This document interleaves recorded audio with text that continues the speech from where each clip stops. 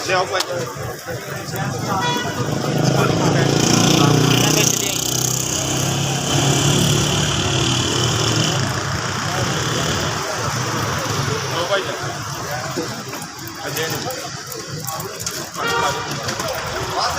ਦੋ ਭਾਈ ਜਾਨ ਪਾਣੀ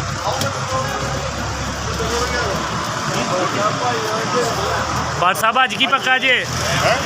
ਅੱਜ ਮਾਸ਼ਾਅੱਲਾ ਜਨਾਬ ਮੁਰਗ ਚਨੇ ਪੱਕੇ ਦੇ ਪਰਾਠੇ ਦੇ ਦੇਸੀ ਰੋਟੀ ਦੇ ਜਨਾਬ ਅਲਹਮਦੁਲਿਲਾ ਚੱਲ ਰਿਹਾ ਲੰਗਰ ਤੇ ਮਾਸ਼ਾਅੱਲਾ ਪਰਾਠਿਆਂ ਦੀ ਵਜ੍ਹਾ ਨਾਲ ਬੜਾ ਰਸ਼ ਹੋ ਗਿਆ ਜਨਾਬ ਤੇ ਲੋਕ ਪਰਾਠਿਆਂ ਦੀ ਕਮਾਲ ਕਰਦੇ ਨੇ ਤੇ ਸਾਰਿਆਂ ਦੋਸਤਾਂ ਨੂੰ ਮੈਂ ਸ਼ੁਕਰੀਆ ਅਦਾ ਕਰਨਾ ਜਿਨ੍ਹਾਂ ਨੇ ਹਿੱਸਾ ਪਾਇਆ ਤੇ ਨਾਂ ਕਾਫੀ ਨੇ नहीं ना लै सकता कि सब ने मेरी रसोई मुबारक बहुत ही मुबारक इंशाअल्लाह अगले साल तमाम दोस्तों ने हाथ